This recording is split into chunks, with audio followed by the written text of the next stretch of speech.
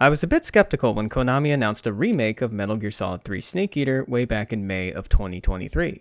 The Metal Gear Solid series is one of the most critically acclaimed gaming franchises of all time, and a reimagining of any one of these classics sets off a lot of alarms for a lot of people, myself included. Having grown up playing the original Snake Eater when I was just a kid, whenever I return to it, I am reminiscent of a time long past, a simpler time free of challenges and responsibilities that I have today. I think it's only natural for people to feel they need to preserve these things that evoke these feelings and be a bit skeptical if they'll be treated with respect with new adaptations. Which is why I questioned the necessity for a remake of Metal Gear Solid 3 at all. Konami recently released the Metal Gear Master Collection, which includes Metal Gear Solid 3. I already have access to the game I grew up with, enhanced in HD and playable on PC. I don't think a graphical uplift... It was at this moment that I stopped thinking completely about whether Metal Gear Solid 3 should be remade. For a moment, actually, I wasn't thinking about anything at all. I was completely awestruck by the beauty of this shot in the opening cutscene that I was instantly hooked. All I could feel was this childlike excitement, one that a video game hasn't made me feel in a very long time, and I was so ready.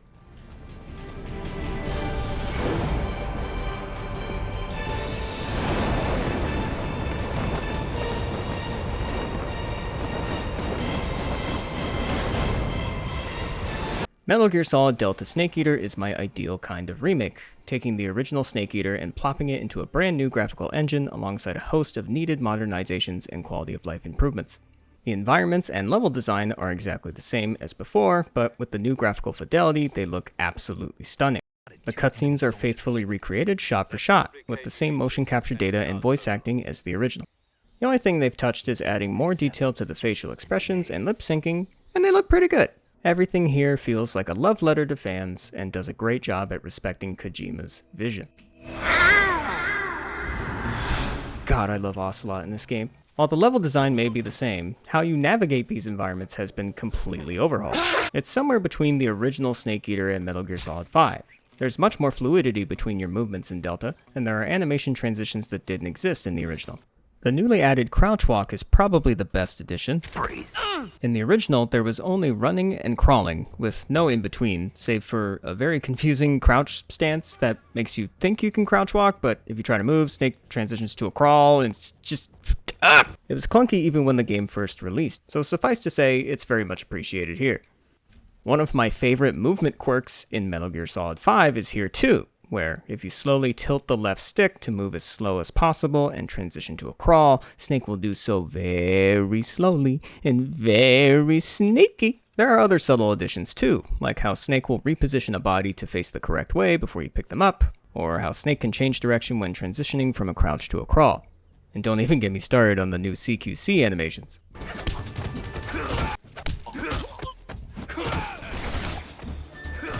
All these new additions and tweaks really make it a joy to sneak around. This game really makes you feel like Solid Snake. No, that is not Solid Snake. Sorry, this game makes you feel like Naked Snake.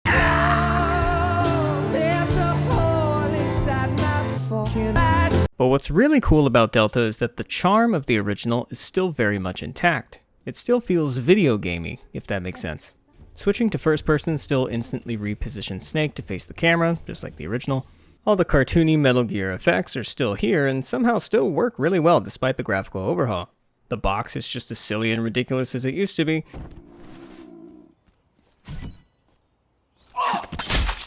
And the old tech of shooting a guard with a trank and rolling into them is still an instant knockout. Not everything is exactly the same though. I'm sure speedrunners of Metal Gear Solid 3 are already lamenting the new movement and fixed glitches and exploits. The Fear boss fight can't be cheesed as easily anymore, for example, and you recover after a roll much faster, which at the time of this review seems to be the fastest way to get around, so have fun seeing roll spam in the world records. If you're not a fan of the new movement system or tweaked mechanics though, fear not. There is a legacy mode that attempts to keep things as close to the original Snake Eater as possible, fixed camera and all. While hardcore fans will note that the controls and mechanics are still not one-to-one with the original, it's still a nice feature and I'm glad it's here. I was having an absolute blast with this game, but there was something in the back of my mind that I couldn't quite shake off. Why am I having so much fun now? Why are we still here? Just to suffer? Every night, I can feel my leg and my arm. This game has existed for 2 decades, and while Delta does add some new modernizations, it's still very much the same game but with prettier polygons. Have I become so shallow that I need a game to look pretty in order to have fun? Can't I just play the original and have basically the same experience? What is so captivating about Delta that I spent my first 2 hours just messing around with guards at the first outpost? This question nagged me my entire playthrough. As that lingered in the back of my mind though, a more objective issue kept pulling me out of my experience: the game's performance. Overall, Delta's performance is really subpar across the board, with it struggling to keep its 60 frames per second target on consoles and PC. Given that this is a remake of a PS2 game, having performance issues at all is very disappointing. I have Delta on PC with the 4070 Ti Super running at 1440p on high settings. I'm able to hit the 60 FPS cap most of the time, but it does suffer from noticeable frame rate drops with a lot of stuff going on. The graphic settings are also extremely limited, and it makes it clear to me that Konami didn't prioritize optimizing the game much at all.